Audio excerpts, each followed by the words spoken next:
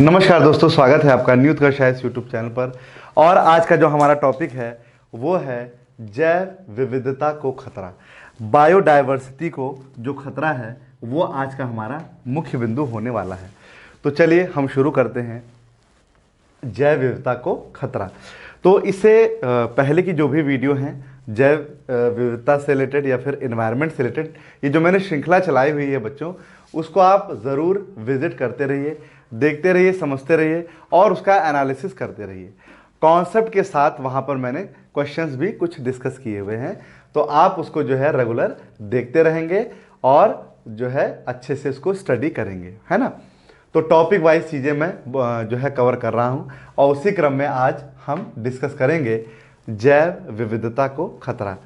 तो इसको शुरू करूँगा, उससे पहले आपसे यह निवेदन है कि चैनल को सब्सक्राइब करें और वीडियो को पूरा अंत तक देखें। बीच से छोड़ेंगे तो कुछ समझ में नहीं आएगा, पूरा अगर आप देखेंगे तो चीज़ें क्लियर होंगी और फिर वो आपके लिए बेनिफिट होगा।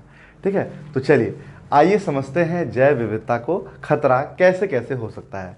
तो देखिए, जैसा कि मैं आपको बता दूं, जैव विविधता होता क्या है, जैसा कि मैं अपने वीडियो में पहले भी मैंने चर्चा कर दी थी। जैव विविधता, जैव विविधता, तो जैव विविधता मतलब होता है बायोडायवर्सिटी। इसको इंग्लिश में बोलते हैं बायोडायवर्सिटी। जैव विविधता को हम लोग बच्चों बोलते हैं बायोडायवर्सिटी।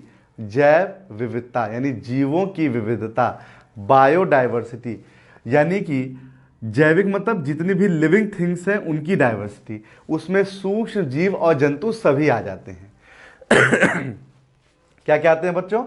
सूक्ष्म जीव और जंतु सभी आ जाते हैं, है ना। तो उनकी जो विविधता होती है वो बायोडाइवर्सिटी। बायोडाइवर्सिटी शब्द का प्रयोग जो है हमने आपको बताया था, ईओ विल्सन ने किया था, तो ये भी मैंने आपको सब समझाया था।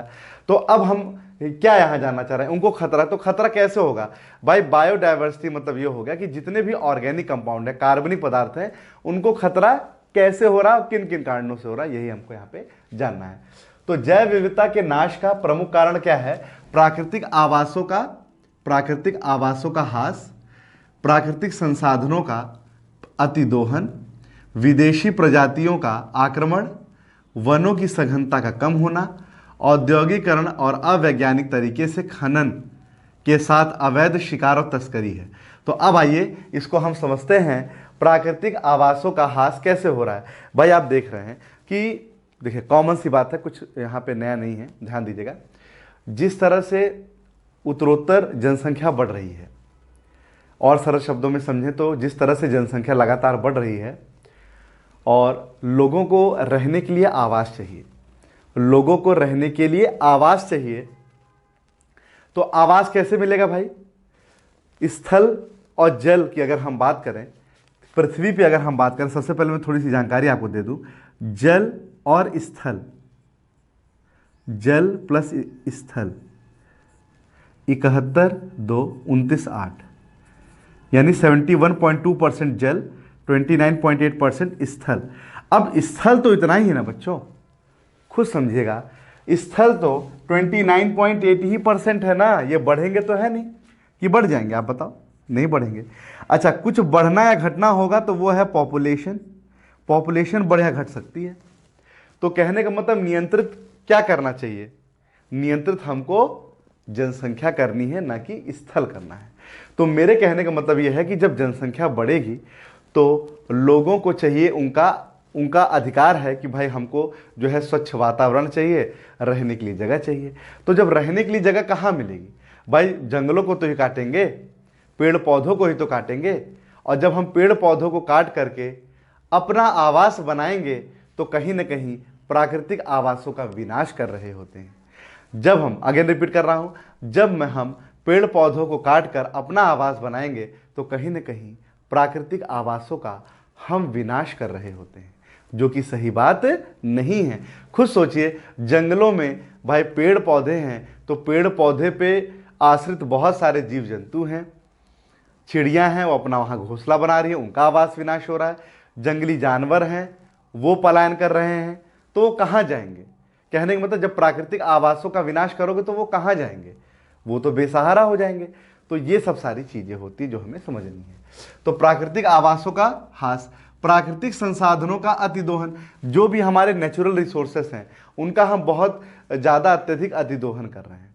भाई लकड़ी, जो हमें प्राकृतिक वनों से जो लकड़ी मिल रही है, या वनों से अन्य जो प्रमुख औषधियाँ मिल रही हैं, या वनों से बहुत सारे रासायनिक पदार्थ जो हमें मिल रहे हैं, उनका हम बहुत तेज गति से अतिदोहन कर रहे हैं। तो इससे भी क्या हो रहा है, जैव विविधता को खतरा हो रहा है, बायोडायवर्सिटी को खतरा हो रहा है। विदेशी प्रजातियों का आक्रमण हो रहा है। अब इससे क्या हो रहा है, इसका रिजल्ट है कि वनों की सघनता कम हो जा रही है। औद्योगिकरण और अवैज्ञानिक तरीके से, अब समझेगा, औद्योगिकरण पहले समझेंगे, इंडस्ट्रियलाइजेशन। अब आप खुद सोचिए, इससे इंग्लिश में बोलते हैं इंडस्ट्रियलाइजेशन। तो भाई खुद सोचिए, जब लोगों को रहने के लिए आवास मिल जाएगा तो खाने के लिए भोजन चाहिए, और खाने के लिए भोजन ऐसे थोड़ी मिलेगा, काम करना पड़ेगा। उसके लिए क्या हो रहा है, औद्योगिकरण हो रहा है, इंडस्ट्रियलाइजेशन।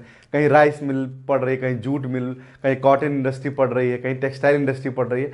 तो कहने का मतलब ये इंडस्ट्री जो होती है लोगों को रोजगार देती है, लोगों को रोजगार मुहैया कराएंगे। तो भाई जब औद्योगिकरण होगा तो भी तो हमें उद्योग बनाने के लिए जगह तो चाहिए होगी, और जगह के लिए हमें क्या करना पड़ेगा बताइए, जंगलों को साफ करना पड़ेगा, जंगलों को काटना पड़ेगा, और वहां पर हम उद्योग विकसित करेंगे। करेंगे कि नहीं करेंगे, तो करेंगे। तो कहने का मतलब जब हम ये सब सारी क्रियाएं करते हैं, जब हम ये सब सारे प्रोसेस करते हैं, तो इससे क्या होगा कि प्राकृतिक आवासों का कहीं ना कहीं विनाश हो रहा होता है, जो कि सही बात नहीं है। और इससे क्या होगा, औद्योगिकरण से यह भी एक फर्क देखने को हमें मिलता है।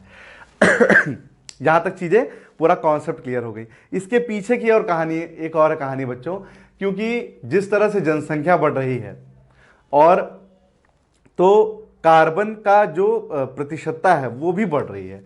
क्योंकि देखिए, हम लोग जब पेड़ पौधों को, जैसे पेड़ पौधे हैं, तो पेड़ पौधों से हमको ऑक्सीजन मिलती है और हम देते हैं CO2। तो कार्बन डाइऑक्साइड कैसी गैस है, ग्रीन हाउस गैसेस है। मैं आपको बता दे रहा हूँ, ग्रीन हाउस गैसों में जलवाष्प है, कार्बन डाइऑक्साइड है, मीथेन है, नाइट्रस ऑक्साइड है, क्लोरोफ्लोरोकार्बन है, और हेलोन 1201 और 1202। ये सभी गैसेस जो हैं ग्रीन हाउस गैसेस हैं। तो ये जो ग्रीन हाउस गैसेस हैं बच्चों, जिसमें कार्बन डाइऑक्साइड भी एक गैसेस है, तो अब आप बताइए, जब पेड़ पौधों को काटेंगे तो ऑक्सीजन हमें कहाँ से प्राप्त होगा। और जब ऑक्सीजन हमें, मान लीजिए उनकी संख्या कम हो गई, ऑक्सीजन मिल भी गई, तो हम जब CO2 का जब हम रिलीज करेंगे, तो वो इन्वायरमेंट में एक्सेप्ट करने के लिए पेड़ पौधे चाहिए, वो जो कि हमारे पास है नहीं। तो वो इन्वायरमेंट में जा करके क्या करेंगे, पृथ्वी जो अर्थ है उसके टेम्परेचर को बढ़ाएंगे। तो जब अर्थ के टेम्परेचर को जब वो बढ़ाएंगे, तो इससे क्या होगा, भूमंडलीय यानी वैश्विक तापमान को बढ़ावा मिलेगा। तो कहने का मतलब ये चीजें इस तरह से भी गलत है। अवैज्ञानिक तरीके से खनन, ये जो माइनिंग वगैरह होती है अवैज्ञानिक तरीके से होती, तो उससे जानते हैं, आप जान ही रहे हैं, मीथेन आदि गैसें उत्सर्जित होती हैं। ठीक है। अवैध शिकार और तस्करी, और जो तस्करी होती है ना, जैसे चंदन की लकड़ी की तस्करी से लेकर के तमाम तस्करियां वहां पे होती हैं। ये सब अवैध तस्करी के अंतर्गत आता है। साथ ही साथ अगर हम देखें तो, जैसे अगर ये मैप है हमारा इंडिया का, देखिए ये कुछ ऐसे और ये ऐसे, तो उत्तर पूर्वी, देखिए ये उत्तर हो गया, ये उत्तर पूर्वी हो गया। तो उत्तर पूर्वी देश के पूर्वी और उत्तर पूर्वी देशों में झूम खेती प्रचलित है। झूम खेती, अब देखिए इधर ही है, नागालैंड, मणिपुर, मेघालय इधर ही है ना। तो झूम खेती कहाँ होती है, सबसे पहले तो ये इंपॉर्टेंट हो गया, नागालैंड। सबसे ज़्यादा कहाँ है, नागालैंड में। और आपको एक चीज़ और जानिए, नागालैंड एक ऐसा भारतीय राज्य है जिसकी राजभाषा अंग्रेजी है। ठीक है। तो झूम खेती प्रचलित है, जो कि खेती का अवैज्ञानिक तरीका है। ये अवैज्ञानिक तरीके से खेती होती है। तो यहाँ पे आपको क्या जानना है कि झूम खेती जो होती है बच्चों, वो नागालैंड में होती है, और अवैज्ञानिक तरीके से चीज़ें यहाँ पर हो रही हैं। क्या हो रही हैं कि यहाँ पे क्या करते हैं, जंगलों को काट करके खेती करते हैं, फिर उसके बाद फिर हम आगे बढ़ जाते हैं, फिर आगे जंगलों काट कर खेती करते, फिर आगे बढ़ जाते हैं। ये झूम खेती होती है। तो झूम खेती जो सर्वाधिक नागालैंड में व्यवहार है, ये भी अवैज्ञानिक तरीका है, जो है इससे भी जो है बायोडाइवर्सिटी को खतरा होता है। अब आइए कुछ प्रमुख रीजन देख लेते हैं। जैसे अब जो मैंने बताया उसको समझेंगे। आवास ह्रास एवं विखंडन, भाई जाहिर सी बात हो रही है। वैश्विक ताप और प्रदूषण कैसे हो रहा है, अभी मैंने आपको समझाया। भाई पेड़ पौधे जब कट जाएंगे तो CO2 को एक्सेप्ट करने वाली चीजें कहाँ जाएंगी, भाई पेड़ पौधे हैं नहीं, तो वैश्विक तापन तो हो गई, और इससे प्रदूषण को बढ़ावा मिलेगा, है ना। विदेशी जातियों का पुनर्वास, जो विदेशी जातियां हैं उनका पुनर्वास होता है। और जातियों का विलोपन, और इसी तरह अगर होगा तो जातियों का विलोपन भी हो जाएगा। भाई भाई बताइए, पेड़ पौधे काटे जा रहे हैं, उसमें विभिन्न तरह की प्रजातियां भी नुकसान में जा रही हैं, और तमाम चीज़ें जो हैं, बहुत सारी जातियां जो हैं, इससे क्या होगा, धीरे धीरे लुप्त हो जाएंगी। कुछ रह भी जाएंगी तो एक समय बाद वो भी खत्म हो जाएंगी। इस तरह से हम देख रहे हैं कि धीरे धीरे धीरे जो जातियां हैं वो विलोपन के कगार पे आ जाएंगी, फिर उनको रेड डाटा सूची में डाल दिया जाएगा, तमाम चीज़ें हैं। तो कहने का मतलब है यहाँ पे जो 4 बिंदु मैंने यहाँ लिखा है, जो अभी आपको समझाया, ये जरूर ध्यान दीजिएगा, क्योंकि क्वेश्चन यहाँ से बन सकता है कि कौन सा इसमें नहीं है। तो चारों आपको याद होना चाहिए: आवास का ह्रास और विखंडन, वैश्विक ताप प्रदूषण, विदेशी जातियों का पुनर्वास और जातियों का विलोपन। ये सभी जो है हमारे बायोडायवर्सिटी यानी जैव विविधता को खतरा पहुंचाते हैं। अब कैसे पहुंचाते हैं ये सब मैंने बता दिया। साथ ही साथ एक क्वेश्चन जो इससे बना है वो भी मैंने बताया कि ये चारों पॉइंट आप अच्छे से याद करेंगे। पांचवा पूछेगा कौन सा नहीं है, या इनमें से 3 दे देगा, चौथा पूछेगा कौन सा नहीं है, कोई नहीं वाला ऐड कर देगा।